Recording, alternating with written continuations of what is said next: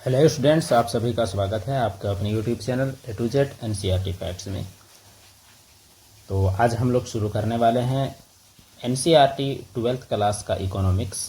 और इकोनॉमिक्स का यह आपका पहला क्लास है और दूसरे क्लास में यानी पहले क्लास के बाद हम लोग जो लगातार क्लास जो हम लोग करने वाले हैं वो 12th क्लास का। आपको जितने भी लोग 12th क्लास वाले हैं उनको मिलेगा हिस्ट्री, पॉलिटी, इकोनॉमिक्स और ज्योग्राफी, चारों सब्जेक्ट का पैकेज आपको चैप्टर वाइज। तो चलिए आज इकोनॉमिक्स के पहले चैप्टर में हम लोग चलते हैं। अगर आप चैनल में नए हैं तो आप जरूर जुड़ जाएं। और इससे पहले 12th क्लास का तैयारी अगर आप शुरू कर चुके हैं तो ज्योग्राफी का भी वीडियो आपको चैनल के प्ले लिस्ट में आपको मिल जाएगा। तो ज्योग्राफी यानी प्रत्येक चैप्टर का हम लोग एक एक वीडियो ड्रॉप आउट करते जा रहे हैं ताकि आपका तैयारी चलती रहे। और फिर हम लोग इस ईयर हम लोग करने वाले हैं पूरे कंप्लीट। तो ये 2025 यानी आगामी साल 2026 में जो आप एग्जाम लिखिएगा उनके लिए, या फिर आप कभी भी ये वीडियो देख रहे हैं, इकोनॉमिक्स बदलता ही क्या है, इसीलिए आपके लिए बहुत ही हेल्पफुल साबित होगा। तो वीडियो में आप नए हैं तो ज़रूर जुड़ जाएं, चैनल में नए हैं तो, और बाकी लोगों को शेयर करते हुए चलिए बढ़ते हैं आज का पहला चैप्टर की ओर। तो जो पहला चैप्टर हमारा क्या है चैप्टर नंबर 1 में, तो चैप्टर नंबर 1 में हमारा पकड़ेगा क्या, तो अध्याय 1 में व्यष्टि अर्थशास्त्र एक परिचय यानी माइक्रो इकोनॉमिक्स एंड इंट्रोडक्शन हम लोग को पढ़ना है। तो इकोनॉमिक्स दो प्रकार का है, एक आपका है माइक्रो इकोनॉमिक्स और एक है आपका माइक्रो इकोनॉमिक्स, यानी एक छोटा इकोनॉमिक्स एक बड़ा इकोनॉमिक्स, एक व्यष्टि अर्थशास्त्र एक समष्टि अर्थशास्त्र। इन सभी चीज़ों के बारे में हम लोग डिटेल देखने वाले हैं। तो चलिए इंट्रोडक्शन पार्ट हम लोग देखते हैं आज के क्लास का। तो इंट्रो में हमारा पास क्या है कि यानी जो इकोनॉमिक्स के बारे में हम लोग थोड़ा सा देखने वाले हैं। मनुष्य की आवश्यकताएं असीमित होती हैं, जरूरत जो है वो अनंत है, लेकिन जरूरतों को पूरा करने के साधन जो है वो सीमित है। इंसान चाहता तो बहुत कुछ है, लेकिन क्या हर एक कुछ कर सकता है? बिल्कुल भी नहीं। तो जरूरत अनेक है, लेकिन जरूरत पूरा करने का साधन जो है वो क्या है, तो वो साधन सब है सीमित। अब सीमित साधन में ही उसे पूरा करना है। अब देखिए, संसाधनों के सीमित होने की समस्या को क्या कहते हैं? दुर्लभता। संसाधनों के सीमित होने की समस्या को दुर्लभता का संज्ञा दिया जाता है। एक मिनट, थोड़ा सा हम लोग इसे फीका कर लें। उसके बाद दुर्लभता यानी संसाधनों के सीमित होने की समस्या को, अब देखिए, दुर्लभता के कारण चुनाव की समस्या होती है। चुनाव की समस्या प्रॉब्लम ऑफ चॉइस, क्योंकि हमें यह चुनना पड़ता है कि सीमित संसाधनों का उपयोग किन जरूरतों को पूरा करने के लिए किया जाए। क्योंकि देखिए, आपके पास जरूरत एक नहीं, जरूरत 5 है और संसाधन कितना है? 2 है। तो 5 में से आप किसका किसका जरूरत पूरा कीजिए, क्योंकि जरूरत तो आपका 2 ही का पूरा होगा। तो फिर होता है प्रॉब्लम ऑफ चॉइस यानी चयन की समस्या। अर्थशास्त्र इसी दुर्लभता और चुनाव की समस्या का अध्ययन करता है। तो देखिए, अर्थशास्त्र क्या है? दुर्लभता और चुनाव की समस्या का अध्ययन करने वाले विज्ञान को क्या कहते हैं? अर्थशास्त्र कहते हैं। यह इस बात का अध्ययन है कि एक समाज अपने दुर्लभ संसाधनों का उपयोग किस प्रकार करता है कि अधिकतम जरूरतों को पूरा किया जा सके और अधिकतम आत्मसंतुष्टि पूरा हो सके। यानी जरूरतों को पूरा करने के लिए जो प्रॉब्लम ऑफ चॉइस है, इसका स्टडी को क्या कहा जाता है? इसका स्टडी को ही अर्थशास्त्र कहा जाता है। तो ये रहा आपका अर्थशास्त्र का यानी एक इंट्रो पार्ट। अब देखिए, अर्थशास्त्र का परिभाषा क्या क्या दिया हुआ है वैज्ञानिकों के द्वारा, वो हम लोग देखते हैं। तो एक परिभाषा दिया गया है आपका एडम स्मिथ के द्वारा। एडम स्मिथ, जिन्हें अर्थशास्त्र का जनक भी कहा जाता है, अर्थशास्त्र के पिताजी। तो इनका जो किताब है an inquiry into the nature and causes of wealth of nations, जो 1776 में लिखा गया है। अर्थशास्त्र को क्या कहा उन्होंने इस किताब में? धन का विज्ञान यानी साइंस ऑफ वेल्थ कहा। उनके अनुसार अर्थशास्त्र उन तरीकों का अध्ययन है जिनसे राष्ट्र को धन प्राप्त होता है और विकसित होता है। तो अर्थशास्त्र के पिता कहे जाने वाले एडम स्मिथ जो हैं, उनका कहना है कि अर्थशास्त्र उन तरीकों का अध्ययन है जिससे राष्ट्र को धन पैसा कमाई होता है और राष्ट्र का विकास होता है। दूसरा परिभाषा दिया गया है अल्फ्रेड मार्शल के द्वारा। तो अल्फ्रेड मार्शल अपना पुस्तक जो लिखे वो क्या है? Principle of economics. कब लिखे? 1890 में। यहाँ अल्फ्रेड मार्शल ने अर्थशास्त्र को मनुष्य जाति के साधारण व्यवसाय का अध्ययन कहा, यानी study of Mankind in the ordinary business of life के रूप में परिभाषित किया। उन्होंने अर्थशास्त्र को धन के बजाय मानव कल्याण पर अधिक केंद्रित माना। यानी मानव कल्याण का विज्ञान किसने कहा है? तो अल्फ्रेड मार्शल। और धन का विज्ञान किसने कहा है? तो एडम स्मिथ। अब देखते हैं हम लोग लियोनेल रॉबिन्स को। इनका किताब an essay on the nature and significance of economic science, जो 1932 में छपा था, इसमें वे क्या कहते हैं? अर्थशास्त्र को वह विज्ञान उन्होंने कहा है जो उद्देश्यों और वैकल्पिक उपयोगों वाले सीमित साधनों के बीच संबंध के रूप में मानव व्यवहार का अध्ययन करता है। देखिए, मानव का व्यवहार है, उपयोग ज़्यादा है, संसाधन का सीमित साधन है, उपयोग ज़्यादा है, तो इस सभी के बीच का जो संबंध है इसे ही क्या कहा गया है, इकोनॉमिक्स, रॉबिन्स के द्वारा। तो रॉबिन्स का यह परिभाषा चयन के विज्ञान के रूप में यह देखा जाता है, यानी प्रॉब्लम ऑफ चयन का विज्ञान जो है किसने कहा, तो लियोनेल्स रॉबिन्स। मानव कल्याण का विज्ञान अल्फ्रेड मार्शल, और धन का विज्ञान किसने कहा, एडम स्मिथ। आपको ये याद रखना है। तो तीनों का किताब का नाम, तीनों का क्या कहा गया है, ये नाम, अर्थशास्त्र का पिता। इस पेज से आपका इतना ही सवाल बनता है। अगले सवाल की ओर चलते हैं, अर्थशास्त्र की अगले टॉपिक की ओर, अर्थशास्त्र की केंद्रीय समस्याएं। अब एनसीईआरटी बुक में आपको जो अगला टॉपिक दिया हुआ है, ये जो हम लोग कर रहे हैं प्योर एनसीईआरटी बुक से कर रहे हैं। अब देखिए, एक अर्थव्यवस्था की केंद्रीय समस्याएं क्या क्या है वो हम लोग देखते हैं, और ये समस्याओं का जड़ क्या है वो भी हम लोग देखेंगे कि समस्या क्यों है। प्रत्येक अर्थव्यवस्था, चाहे वह कितनी भी विकसित या अविकसित क्यों ना हो, कोई इकोनॉमी कितनों भी डेवलप्ड क्यों ना हो, कुछ मूलभूत समस्याओं का सामना करती है। इन समस्याओं को केंद्रीय समस्याएं कहा जाता है, क्योंकि वे सभी आर्थिक गतिविधियों के केंद्र में होती है। ये समस्याएं संसाधनों की दुर्लभता और उनके वैकल्पिक उपयोगों के कारण उपयोग होती हैं। तो अर्थशास्त्र में कितनी समस्याएं हैं, तो समस्याएं हैं 3। कौन कौन, किन वस्तुओं का उत्पादन करें और कितना, वस्तुओं का उत्पादन कैसे करें और किन के लिए उत्पादन करें। इसे हम लोग नॉर्मल यूज समझ सकते हैं कि क्या बनाएं, कैसे बनाएं, किसके लिए बनाएं। जैसे आप मान के चलिए, अगर आप खिलौना बना रहे हैं, तो क्या बना रहे हैं, खिलौना। कितना बना रहे हैं, 100 पीस। अब देखिए, कैसे उत्पादन कर रहे हैं, तो मशीन से। किसके लिए, तो बच्चों के लिए। ये आपका होना चाहिए। कोई भी आप दुकान खोलिए, कोई भी बिजनेस आप कर रहे हैं, तो उसके लिए ये तीनों सवाल काफ़ी ज़रूरी है कि क्या, कैसे और किसके लिए, क्योंकि मार्केट को आपको समझने के लिए यही 3 समस्या तो मेन आपका होता है। तो समस्या आपका कितना है, what to produce and in what quantities, how to produce and for whom to produce goods, यानी वस्तुओं का उत्पादन किसके लिए किया जाए। तीनों समस्याओं को हम लोग डिटेल में देखते हैं। पहला समस्या आपका क्या है, वो हम आपके सामने। पहला समस्या है किन वस्तुओं का उत्पादन करें और कितनी मात्रा में। क्यों ये समस्या है उसको देखते हैं। देखिए, संसाधन सीमित है, इसीलिए एक अर्थव्यवस्था को तय करना होता है कि किन वस्तुओं और सेवाओं का उत्पादन किया जाए और कितनी मात्रा में, क्योंकि आप हर एक चीज़ का उत्पादन मैक्सिमम नहीं कर सकते, क्योंकि आपके पास संसाधन लिमिटेड है। तो कौन वस्तु को बनाया जाए, यानी किसका कितना ज़रूरत है, ये आपको तय करना है। कितना ज़रूरत है ये आपको तय करना है, किसका ज़रूरत है ये भी आपको तय करना है। उदाहरण के लिए, क्या उपभोक्ता वस्तु जैसे कपड़े, भोजन का अधिक उत्पादन करें, कि पूंजीगत वस्तु जैसे मशीन, उपकरण का। क्या शिक्षा पर अधिक खर्च किया जाए कि स्वास्थ्य पर। क्या युद्ध का सामग्री ज़्यादा बनाया जाए कि शांतिपूर्ण वस्तुओं का उत्पादन ज़्यादा किया जाए। यह निर्णय लेना कि क्या और कितना उत्पादन किया जाए अर्थव्यवस्था में संसाधनों के आवंटन से संबंधित है। तो पहला जो समस्या है वो किससे संबंधित है, संसाधनों के बंटवारे से, संसाधनों के आवंटन से संबंधित है यह समस्या, कि किन वस्तुओं का उत्पादन करें और कितनी मात्रा में उत्पादन करें। यह एक बड़ा समस्या है। सोचिए, अगर समाज का हर एक आदमी अगर धान ही उत्पादन करे तो क्या सबका जरूरत पूरा होगा, बिल्कुल नहीं। तो किसका उत्पादन और कितना उत्पादन, ये काफी जरूरी है। दूसरा समस्या क्या है वो देख लें, कि वस्तुओं का उत्पादन कैसे किया जाए। दूसरा समस्या, इस समस्या का संबंध उत्पादन की तकनीक के चुनाव से है, क्योंकि कोई भी चीज बनाने के कई तकनीक हो सकते हैं। जैसे मान के चलिए आप ईंट बनाएंगे, तो एक ईंट बनाने का एक तरीका आपका मशीन से हो सकता है, एक तरीका आपका हाथ से हो सकता है। इसका मतलब इसमें आपको तरीके का चयन करना है। तो उत्पादन की 2 तकनीक है। देखिए, एक है श्रम प्रधान तकनीक और एक है पूंजी प्रधान तकनीक। श्रम प्रधान में अधिक श्रम का उपयोग होता है और कम पूंजी का। पूंजी प्रधान में अधिक पूंजी का और कम श्रम का, यानी कम मेहनत का। तो अर्थव्यवस्था को यह चुनना होगा कि उत्पादन प्रक्रिया में किस तकनीक का उपयोग किया जाए ताकि संसाधनों का कुशलतापूर्वक उपयोग हो और उत्पादन लागत कम से कम हो, यानी आपको बनाने में खर्चा भी तो कम आना चाहिए। इस बात का आपको ख्याल रखना है। तो यही है वस्तुओं का उत्पादन कैसे किया जाए। तो इस समस्या का अगर हल कोई इकोनॉमी ढूंढ लेता है तो वह इकोनॉमी अपने विकास की चरम की ओर अगले पायदान में अपना कदम को बढ़ा चुका होता है। तो अगला समस्या हम लोग देखते हैं, तीसरा, किनके लिए उत्पादन किया जाए, यानी जो चीज बनाएंगे उसका खरीदार कौन होगा, वो हम लोग को देखना है। तो यह समस्या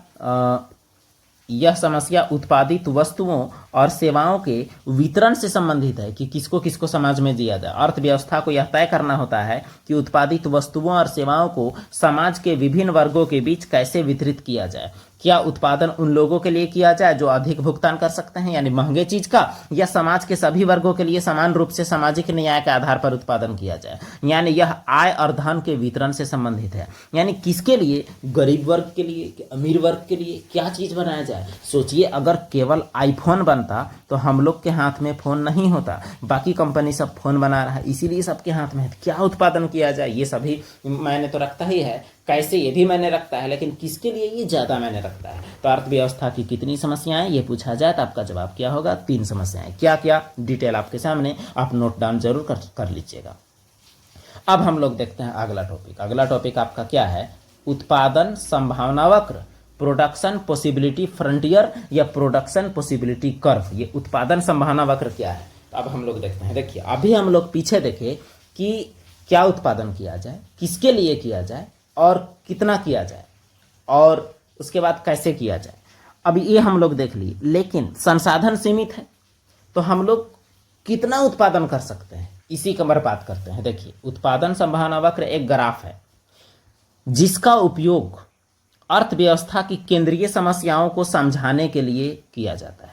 इसका अर्थ क्या है उत्पादन संभावना वक्र का, उत्पादन संभावना वक्र वह वक्र है जो दिए गए साधन और तकनीक के पूर्ण और कुशल उपयोग से दो वस्तुओं के उन सभी संभावित संयोजनों को दर्शाता है जिनका एक अर्थव्यवस्था उत्पादन कर सकती है। यानी दो वस्तु का कितना उत्पादन कर सकती है पूरा तकनीक का इस्तेमाल करने के बाद, उसका दर्शाता है। इसमें यह माना जाता है, पहला मान्यता इसका है संसाधन की मात्रा सीमित है, यानी हम लोग के पास लिमिटेड चीज है। दूसरा मान्यता है कि संसाधन का उपयोग पूर्ण और कुशल हो रहा है। तीसरा है तकनीक का स्तर स्थिर है, यानी तकनीक नहीं बदल रहा है।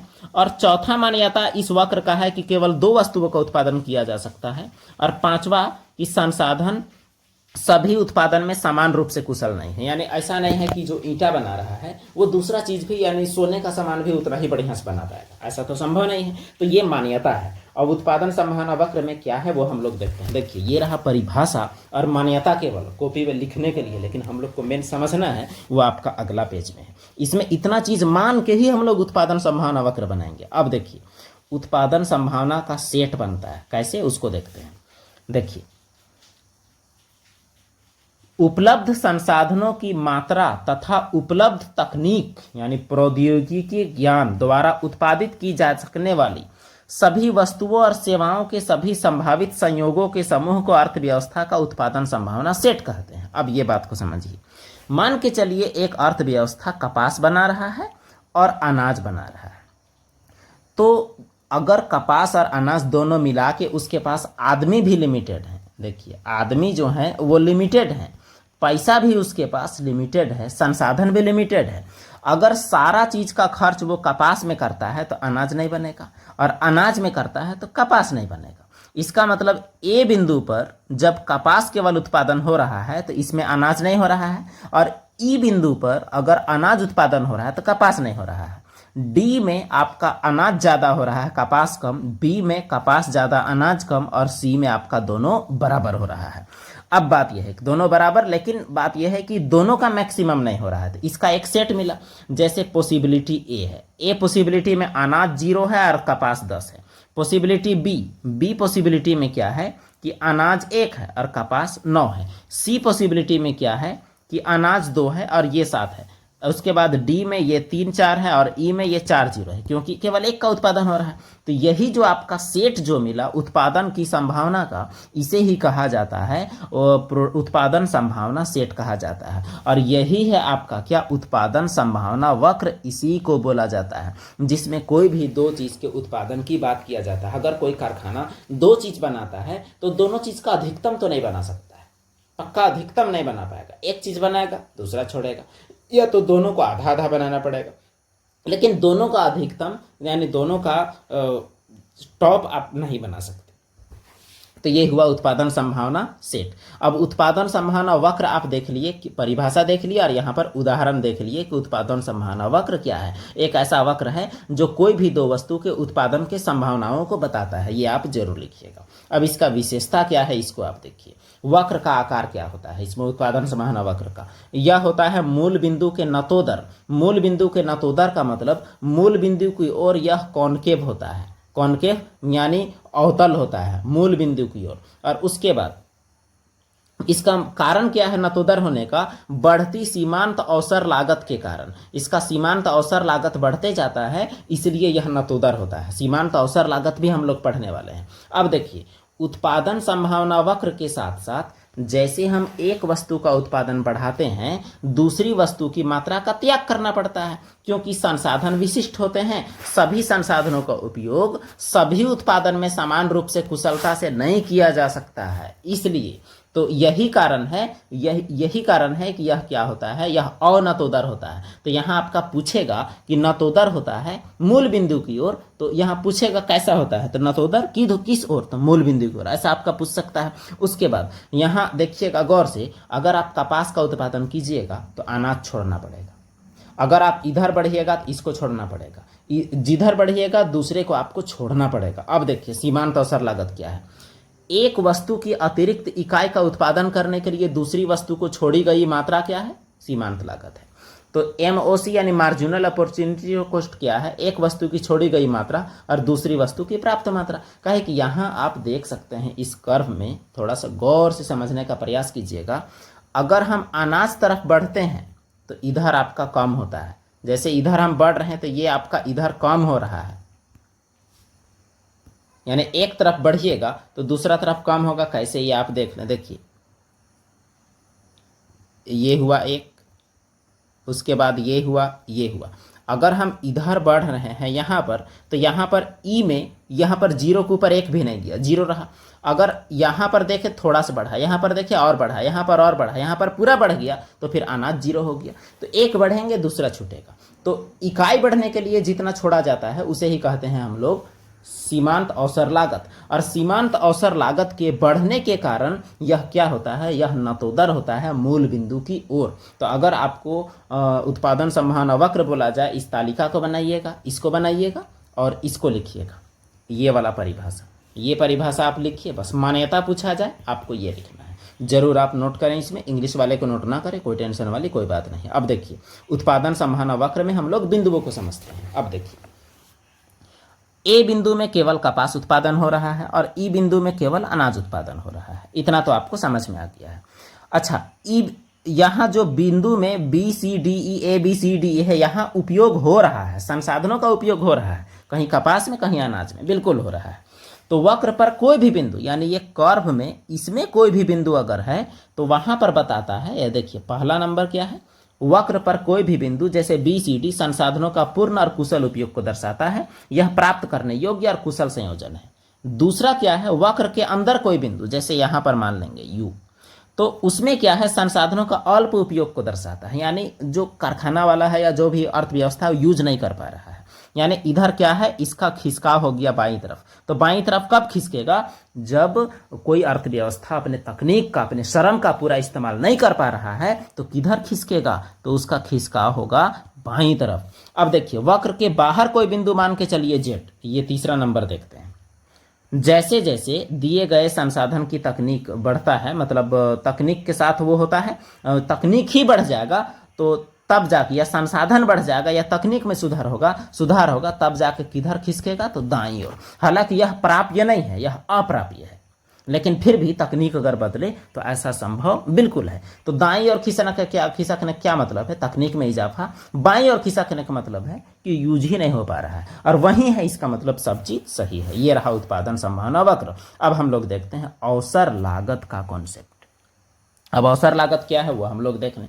देखिए अवसर लागत यानी अपॉर्चुनिटी कॉस्ट, एक वस्तु के उत्पादन की अवसर लागत उस वस्तु के उत्पादन के स्थान पर अन्य वस्तु के उत्पादन की छोड़ी गई या त्यागी गई लागत होती है, उसे ही क्या कहते हैं, अवसर लागत। इसे हम लोग डिटेल समझते हैं। उत्पादन ये सेवा का भी हो सकता है, वस्तु का भी हो सकता है। जैसे आप मजदूरी कर रहे हैं, कोई भी आदमी, हम लोग मजदूरी कर रहे हैं 400 रुपये पर डे। अब देखिए अगर हमको कल से 500 रुपये पर डे का मजदूरी मिलता है, तो 500 रुपये का कर रहे हैं, उस दौरान हमारा अवसर लागत जो है वो क्या है, 400 का है। और अगर हम 300 का कर रहे हैं तो भी अवसर लागत क्या है, 400 का। जिसको हम छोड़ के अगला काम कर रहे हैं उस काम में हमको जितना पैसा मिलेगा वही है आपका अवसर लागत। तो ये 300 वाले में 100 का घाटा गया, 500 वाले में 100 का फायदा हुआ, ये हम लोग जोड़ लेते हैं। तो अवसर लागत आपका यही है कि एक वस्तु का उत्पादन के लिए दूसरे वस्तु का जो छोड़ेंगे हम लोग उसका हम लोग बोलते हैं अवसर लागत। मान के चलिए आपको कोई दोस्त ले गया कहीं और आप काम करते खेत में, तो खेत में काम करते उसके जगह में आप घूमने गए, तो आपका जो अवसर लागत जो है वो खेत में काम करने से जितना आमदनी होता वही आपका अवसर लागत है। तो इसे आप क्या लिखिएगा एक वस्तु के उत्पादन की अवसर लागत उस वस्तु के उत्पादन की जगह पर अन्य वस्तु के उत्पादन की छोड़ी गई या त्यागी गई लागत जो होता है उसे ही क्या कहते हैं, अवसर लागत कहते हैं। अब सीमांत अवसर लागत क्या है, यानी मार्जिनल अपॉर्चुनिटी कॉस्ट, वह अतिरिक्त लागत है जो एक अतिरिक्त इकाई का उत्पादन करने के लिए दूसरी वस्तु को छोड़ना पड़ता है। यानी इसमें आपको अतिरिक्त जोड़ देना है कि एक एक्स्ट्रा उत्पादन करने के लिए उसका एक्स्ट्रा को कितना छोड़ना पड़ रहा है, उसको हम लोग बोलते हैं क्या, यानी अतिरिक्त लागत है जो उसका और एक अतिरिक्त इकाई का उत्पादन करने के लिए वो कितना मात्रा का त्याग करना पड़ता है। जैसे मान के चलिए कि आप बना रहे थे 10 गमछा बना रहे थे और उसके साथ आप और भी कुछ बना रहे थे। अब देखिए अगर आप 11वां गमछा बना रहे हैं, अब पहले तो आप 10 गमछा बना रहे थे, तो 10 आप गमछा बना रहे थे, 10 आप तौलिया बना रहे थे। इसको हम लोग लिख लेते हैं। अच्छा तौलिया गमछा तो एक ही हो गया, रुमाल लिखते हैं। 10 गमछा बना रहे थे और 10 रुमाल बना रहे थे। अब जब 11 गमछा आप बनाएंगे तो जाहिर सी बात है आपका रुमाल वाला समय आपका लग रहा है, तो जो रुमाल का लागत है वो आपका क्या हो जाएगा, तो वो आपका सीमांत अवसर लागत होगा, क्योंकि आपने इसको छोड़ा है। तो वही आपका मेन चीज़ है, अवसर लागत सीमांत अवसर लागत। तो अवसर लागत में आप यही समझेंगे कि दूसरे वस्तु का उत्पादन के लिए पहले वस्तु की छोड़ी गई जो लागत है उसे ही अवसर लागत कहा जाता है। अब हम लोग आगे देखते हैं अर्थशास्त्र के प्रकार। अर्थशास्त्र के 2 प्रकार हैं, ये हम लोग पहले ही देख लिए। एक आपका क्या है, व्यष्टि अर्थशास्त्र, एक समष्टि अर्थशास्त्र। व्यष्टि माइक्रो और समष्टि मैक्रो। माइक्रो का मतलब होता है बड़ा छोटा और मैक्रो मतलब होता है बड़ा। तो इसका अंतर देखते हैं। अर्थशास्त्र के 2 प्रकार आपको पीछे ही बताया गया, अभी हम लोग इसका डिटेल देखेंगे। अब फिर देखिए एक एक करके अंतर आप देख के लिख सकते हैं डायरेक्ट, कोई दिक्कत नहीं है। तो यहाँ पर आप देखिए व्यष्टि अर्थशास्त्र यानी माइक्रो शब्द ग्रीक शब्द मिक्रोस से आया है, जिसका अर्थ क्या होता है, छोटा। व्यष्टि अर्थशास्त्र व्यक्तिगत आर्थिक इकाई जैसे एक ग्राहक, एक कंपनी, एक उद्योग, एक बाजार के आर्थिक व्यवहार और उसके निर्णय का अध्ययन करता है, यानी ये सिंगल का अध्ययन करता है। यह व्यक्तिगत इकाई द्वारा संसाधनों के आवंटन कीमतों पर निर्धारण होता है। इसका विषय क्षेत्र में उपभोक्ता संतुलन, उत्पादक संतुलन, मांग, पूर्ति, कीमत, बाजार के प्रकार ये सब दिया जाता है। अब देखिए ये तो छोटे स्तर पर हुआ, अब समष्टि मतलब बड़े स्तर पर। इसमें क्या है देखते हैं। माइक्रो शब्द ग्रीक शब्द मैक्रोस से बना है, जिसका मतलब होता है बड़ा। समष्टि अर्थशास्त्र पूरी अर्थव्यवस्था के पूरे व्यवहार, समग्र चर यानी राष्ट्रीय आय, कुल उत्पादन, कुल रोजगार, सामान्य मूल स्तर, मुद्रास्फीति, बेरोजगारी, पूरा समाज का इकोनॉमिक्स का अध्ययन करेगा तो समष्टि, और एक व्यक्ति का पढ़ेगा तो व्यष्टि। यही आपको याद रखना है। एक आदमी का जो व्यवहार होगा, एक आदमी का आर्थिक गतिविधि का अध्ययन व्यष्टि, और तमाम आदमी का क्या हो जाएगा, समष्टि। तो इसमें बड़े समूह और कुल आर्थिक लागत से पढ़ा जाता है। इसमें राष्ट्रीय आय, रोजगार, मुद्रास्फीति, बैंकिंग, विदेशी विनिमय दर, ये सब इसमें पढ़ा जाता है। तो फर्क है, दोनों में काफ़ी फर्क है। तो माइक्रो मतलब छोटा और मैक्रो मतलब क्या हो जाएगा, बड़ा। इसे आप जरूर लिख लें, इसमें आपको अंतर एग्जाम में पूछा जा सकता है, बिल्कुल पूछा जा सकता है। तो फिर से एक बार अगर आपको बोला जाए तो देखिए समष्टि अर्थशास्त्र जो है, व्यष्टि अर्थशास्त्र छोटे स्तर पर, समष्टि बड़े स्तर पर। व्यष्टि व्यक्तिगत, समष्टि सामूहिक। व्यष्टि का उदाहरण दे दीजिए, समष्टि का उदाहरण दे दीजिए, इससे भी आपको नंबर मिल जाएगा। अब देखते हैं इसमें अंतर में कहाँ कहाँ है, तो ये अंतर आप जरूर लिख लें। जैसे यहाँ पर आप देखेंगे तो पता चलेगा कि व्यक्तिगत अध्ययन होता है व्यष्टि में, पूरी अर्थव्यवस्था का समष्टि में। संसाधनों का कुशल आवंटन व्यष्टि में, पूर्ण रोजगार आर्थिक स्थिरता समष्टि में। कीमत सिद्धांत बोला जाता है व्यष्टि को, आय और रोजगार सिद्धांत समष्टि को। एक उपभोक्ता की मांग और एक फर्म का उत्पादन व्यष्टि में, राष्ट्रीय बेरोजगारी, मुद्रास्फीति समष्टि में। तो ये आपका अंतर सबसे बेहतर है। अब देखते हैं सकारात्मक और आदर्शात्मक अर्थशास्त्र की ये क्या होता है। तो अर्थशास्त्र का और 2 प्रकार है, एक सकारात्मक और एक आदर्शात्मक, पॉजिटिव और नॉर्मेटिव। तो इसे हम लोग देखते हैं। तो देखिए सकारात्मक अर्थशास्त्र क्या है, यह इस बात से संबंधित है कि क्या है, और आदर्शात्मक में है यह इस बात से कि क्या होना चाहिए, यानी क्या है या क्या था या क्या होगा, और इसमें क्या होना चाहिए। अब देखिए, यह वास्तविक आर्थिक व्यवहार का अध्ययन करता है, यानी सकारात्मक वाला, और इसमें तो वास्तविक नहीं बल्कि क्या होना चाहिए उसका अध्ययन करता है। यह सत्यापन योग्य होता है और यह व्यक्तिपरक होता है। इसको सीधे सत्यापित नहीं किया जा सकता है आदर्श को, और इसको सत्यापित किया जा सकता है। इसका कोई वैल्यू जजमेंट यानी मूल्य निर्णय शामिल नहीं होता है इसमें जैसे उदाहरण के लिए अब देखते हैं, इसमें नीतिगत उद्देश्य को भी शामिल किया जाता है, लेकिन यहाँ आप लिखिएगा क्या वो आपको बताते हैं, वो आपके लिए आराम होगा। देखिए, पहला चीज़ आप ये करिएगा कि यह इस बात से संबंधित है कि क्या था, क्या है, क्या होगा। यह इससे संबंधित है कि क्या होना चाहिए। ये हुआ आपका। उसके बाद यह वास्तविक व्यवहार का अध्ययन करता है और इसमें मूल्य निर्णय और राय और सुझाव शामिल होते हैं। और उसके बाद यह सत्यापन योग्य होते हैं, तथ्यों का आधार पर सही गलत नहीं हो सकता। यह व्यक्तिपरक होता है, इसे सत्यापित नहीं किया जा सकता है और इसको तथ्यों का आधार पर सही गलत सिद्ध किया जा सकता है। उसके बाद उदाहरण लिखिएगा, जैसे भारत में बेरोजगारी दर 5% है, तो वो तो है। अब देखिए, भारत में बेरोजगारी दर कम होना चाहिए, भारत में गरीबों को मुफ्त भोजन देना चाहिए, तो क्या होना चाहिए। अब हम लोग देखते हैं अगला, आर्थिक क्रियाकलापों का आयोजन या अर्थशास्त्र के प्रकार के बारे में। तो देखिए, अर्थशास्त्र का 3 प्रकार है, या अर्थव्यवस्था के 3 प्रकार हैं। एक है केंद्रीय योजनाबद्ध अर्थव्यवस्था, सेंट्रली प्लान्ड इकोनॉमी। एक है बाजार अर्थव्यवस्था, बाजार इकोनॉमी। एक है मिश्रित अर्थव्यवस्था, मिक्स्ड इकोनॉमी। तो तीनों का डिटेल हम लोग को देखना चाहिए, जो कि काफ़ी इंटरेस्टिंग होने वाला है। तो देखिए, केंद्रीय योजनाबद्ध अर्थव्यवस्था, ऐसा अर्थव्यवस्था को कहा जाता है। देखिए, इस अर्थव्यवस्था में सभी महत्वपूर्ण निर्णय क्या, कैसे, किसके लिए, ये सरकार या केंद्रीय प्राधिकरण यानी सेंट्रल अथॉरिटी के द्वारा लिया जाता है। ये हुआ सरकारी अर्थव्यवस्था यानी प्योर गवर्नमेंट। इसमें संसाधनों का आवंटन सरकार के उद्देश्य जैसे सामाजिक कल्याण, समानता के अनुसार होता है। जैसे पूर्व सोवियत संघ और पहले का चीन, ये दोनों क्या था, सेंट्रली प्लान्ड इकोनॉमी यानी केंद्रीय योजनाबद्ध इकोनॉमी, जिसको समाजवादी अर्थव्यवस्था भी कहा जाता है, ये था। ये हुआ एक अर्थव्यवस्था। दूसरा है बाजार इकोनॉमी। इसमें से दाम जो है, देखिए, इसमें दाम तय करता है सरकार, इसमें दाम तय करता है बाजार, और इसमें दोनों मिलकर तय करते हैं। यही है आपका फर्क। इसमें उत्पादन में नियंत्रण पूरा किसका रहेगा, सरकार का। इसमें रहेगा पूरा किसका, प्राइवेट का। और इसमें रहेगा किसका, दोनों का। तो ये आपका फर्क हुआ। इसका उदाहरण आपका क्या है, सोवियत संघ। इसका उदाहरण अमेरिका और इंग्लैंड। इसका उदाहरण आपका भारत। अब हम लोग देखते हैं, इस प्रकार की अर्थव्यवस्था में सभी महत्वपूर्ण आर्थिक निर्णय बाजार की शक्ति यानी बाजार ही लेता है, बाजार ही में निर्धारक होता है। डिमांड और सप्लाई यानी मांग और पूर्ति से दाम निर्धारण होता है। ज़्यादा मांग होगा दाम बढ़ जाएगा।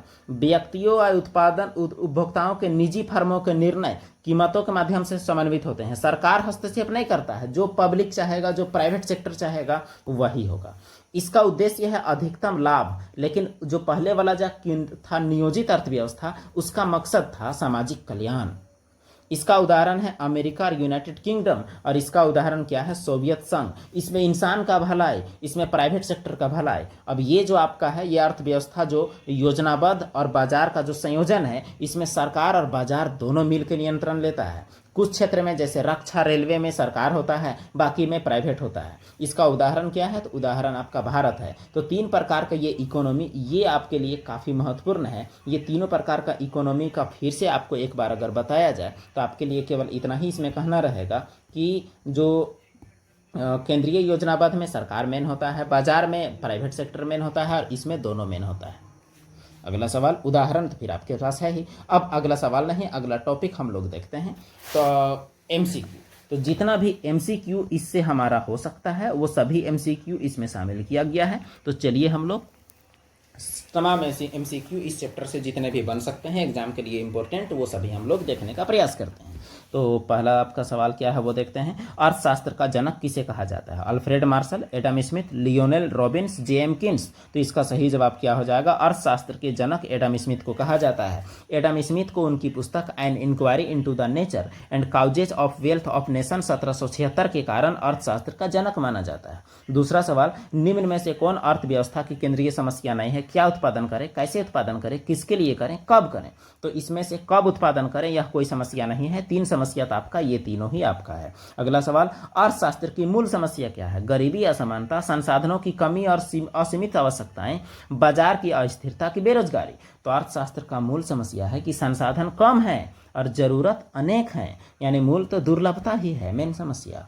अगला सवाल, बीएसटी अर्थशास्त्र यानी माइक्रो इकोनॉमिक्स का अंतर्गत किसका अध्ययन होता है? राष्ट्रीय या सामान्य कीमत, व्यक्तिगत इकाई की कुल उत्पादन। तो माइक्रो मतलब छोटा, यानी पर्सनल, व्यक्तिगत इकाई का अध्ययन होता है। अगला सवाल, समष्टि अर्थशास्त्र के अंतर्गत किसका अध्ययन होता है? एक फर्म का उत्पादन, उपभोक्ता संतुलन, राष्ट्रीय आय की वस्तु की कीमत निर्धारण। तो इसमें पूरे देश का यानी राष्ट्रीय आय का चर्चा होता है माइक्रो में। माइक्रो मतलब छोटा और मैक्रो मतलब क्या होता है? वो होता है बड़ा। अगला सवाल, वेल्थ ऑफ नेशंस पुस्तक के लेखक कौन है?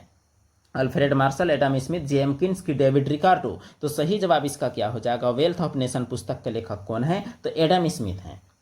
अगला सवाल, समाजवादी अर्थव्यवस्था यानी केंद्रीय नियोजित अर्थव्यवस्था की मूल उद्देश्य क्या है? अधिकतम लाभ, अधिकतम सामाजिक कल्याण, संसाधन का निजी स्वामित्व, कीमत तंत्र द्वारा निर्णय। तो इसका सही जवाब समाजवादी का जो है वो अधिकतम सामाजिक कल्याण। अब यहाँ पर देखिए, अधिकतम लाभ जो है वो किसका है? वो आपका पूंजीवादी अर्थव्यवस्था का मेन है, अधिकतम लाभ। और ये आपका अधिकतम सामाजिक कल्याण किसका है? तो समाजवादी या सेंट्रली प्लान्ड इकोनॉमी का मेन है। अगला सवाल, पूंजीवादी अर्थव्यवस्था का मूल उद्देश्य क्या है? अभी अभी आपको बताया गया, अधिकतम लाभ कमाना। अधिकतम लाभ कमाना पूंजीवादी का, जैसे अमेरिका। मिश्रित अर्थव्यवस्था का क्या मतलब है? केवल निजी, केवल सार्वजनिक, निजी सार्वजनिक दोनों, की विदेशी व्यापार पर पूर्ण प्रतिबंध। तो निजी सार्वजनिक दोनों रहेगा तो उसे क्या कहते हैं? तो उसे मिश्र अर्थव्यवस्था कहते हैं, जैसे भारत। अगला सवाल, अवसर लागत क्या है? किसी वस्तु के उत्पादन में लगी कुल लागत, किसी वस्तु के उत्पादन में लगी औसत लागत, किसी विकल्प को चुनने पर छोड़े गए दूसरे सबसे अच्छे विकल्प का मूल्य, या स्थिर लागत। तो जो छोड़ के आए हैं उसी का मूल्य तो आपका अवसर लागत है। वही तो हम लोग देखे थे, अवसर लागत वह मूल्य है जो किसी इस विकल्प को चुनने के कारण छोड़े गए अगले सबसे अच्छे विकल्प का मूल्य जो होता है वही है अवसर लागत। अगला सवाल, उत्पादन संभावना वक्र यानी पीपीसी, प्रोडक्शन पॉसिबिलिटी कर्व क्या दर्शाता है? दो वस्तुओं के उत्पादन की अधिकतम सीमा जो संसाधनों, उपलब्ध संसाधनों से प्राप्त की जा सकती है, केवल एक का उत्पादन, लागत में वृद्धि का, आय का वितरण। तो इसका सही जवाब हो जाएगा, दो वस्तुओं की अधिकतम सीमा जो उपलब्ध संसाधनों से प्राप्त की जा सकती है उसे ही क्या कहा जाता है? उसे ही उत्पादन संभावना वक्र कहा जाता है। वो उसका ढलान क्या दर्शाता है? उत्पादन की दक्षता, अवसर लागत, कुल उत्पादन, संसाधनों का पूर्ण उपयोग। तो उसका ढलान क्या दर्शाता है? उसका ढलान आपका अवसर लागत को दर्शाता है, यानी उत्पादन संभावना वक्र का ढलान अवसर लागत को दर्शाता है। इसका मतलब ये हुआ कि देखिए, जैसे देखिए यहाँ आपका इस प्रकार से अवसर लागत है, इसमें जो ढलान जो है वो ढल रहा है। इसका मतलब ये हुआ कि आप किसी ना किसी को छोड़ रहे हैं तब तो आप आगे बढ़ रहे हैं। तो छोड़ रहे हैं, इसका मतलब जो विकल्प को छोड़ रहे हैं वही आपका अवसर लागत है। अगला, एक अर्थव्यवस्था को कितने भागों में बांटा गया है? 1, 2, 3, 4। तो अर्थव्यवस्था को कितने भाग में बांटे हैं? तो अर्थव्यवस्था को 3 भाग में और अर्थशास्त्र को 2 भाग में। ये आपको याद रखना है, अर्थशास्त्र इकोनॉमिक्स है और अर्थव्यवस्था इकोनॉमी है। यानी अर्थव्यवस्था को 3 प्रकार में, एक समाजवादी, एक मिश्रित और एक पूंजीवादी। और अर्थशास्त्र को 2 भाग में, एक माइक्रो और एक मैक्रो। अगला सवाल, सकारात्मक अर्थशास्त्र किससे संबंधित है? क्या होना चाहिए, क्या है? मूल्य निर्णय के नैतिक निर्णय। तो इसका सही जवाब है क्या है? यही है सकारात्मक अर्थशास्त्र। और आदर्शात्मक जो हो जाएगा वो क्या होगा? क्या होना चाहिए। तो ये भी आपको चलिए देख लिया, इसमें भी हमारा टाइम वेस्ट नहीं हुआ। क्या होना चाहिए? आदर्शात्मक। और क्या है? सकारात्मक। अर्थशास्त्र धन का विज्ञान है, यह कथन किसका है? अल्फ्रेड मार्शल, एडम स्मिथ, जेम्किंस के लियोनेल रॉबिन्स। तो अर्थशास्त्र धन का विज्ञान है, यह एडम स्मिथ का कहना है। क्वेश्चन नंबर 17, अर्थशास्त्र मानव कल्याण का विज्ञान है, यह बात किसका है? अल्फ्रेड मार्शल, एडम स्मिथ, जेम्किंस के लियोनेल रॉबिन्स। तो इसका सही जवाब हो जाएगा अल्फ्रेड मार्शल का कथन है कल्याण का विज्ञान है। अगला सवाल, किस अर्थशास्त्री ने दुर्लभता को अर्थशास्त्र की केंद्रीय समस्या माना है? यानी कमी जो है वही मेन समस्या है। Adam Smith, Alfred Marshall, Robins या जेम्किंस। तो इसका सही जवाब क्या हो जाएगा? रॉबिन्स ने दुर्लभता को अर्थशास्त्र का मेन समस्या माना है। उत्पादन संभावना वक्र का खिसकाव किस कारण होता है? मांग में बदलाव, कीमत में बदलाव, तकनीक में बदलाव, या संसाधनों में कमी वृद्धि, या उपभोग में परिवर्तन। तो इसका खिसकाव किस कारण होता है? तकनीक में बदलाव के कारण। अगर ये ग्राफ इस प्रकार है, इधर खिसका तकनीक में कमी, इधर खिसका तकनीक में वृद्धि। अगला सवाल, जब उत्पादन संभावना वक्र पर कोई बिंदु होता है, यानी वक्र पर कोई बिंदु का क्या मतलब है? तो वक्र के अंदर का देखे थे, बाहर का देखे थे और वक्र का भी देखे थे। संसाधनों का कम उपयोग अंदर, संसाधनों का कुशल उपयोग इसी में, संसाधन उपलब्ध नहीं है ये दूसरा में, उत्पादन संभव नहीं है ये भी दूसरा में। तो इसका जवाब क्या हो जाएगा? तो जवाब आपका बी हो जाएगा कि कोई बिंदु है मतलब संसाधन का यूज हो रहा है। तो इस प्रकार हम लोग देख लिए कितना एमसीक्यू, तो ये 20 एमसीक्यू देखे हम लोग पहले पार्ट से। तो ऐसा ही हम लोग इकोनॉमिक्स का प्रत्येक पार्ट को हम लोग सीरीज वाइज हम लोग करेंगे। तो आपके पास जितने भी सब्जेक्ट हैं, हिस्ट्री, पॉलिटी, ज्योग्राफी और इकोनॉमिक्स, ये सभी बारी बारी से आएंगे, इसीलिए आपको लगातार वीडियो नहीं मिलेगा, आपको गैप गैप में ही आपको देखने को मिलेगा। चैनल का प्लेलिस्ट में आप जरूर आप देख लें, प्लेलिस्ट इसका बनाया हुआ रहेगा। शुरू में आपको वीडियो कम नजर आएंगे, आहिस्ते आहिस्ते आपको ज़्यादा वीडियो दिखेगा। तो चलिए, वीडियो आपको जैसा भी लगा हो आप कमेंट बॉक्स में बताएं, और वीडियो देखने के लिए आप सभी का धन्यवाद। बाकी लोगों को भी जोड़ने का प्रयास करें और अपना तैयारी को मजबूत करें।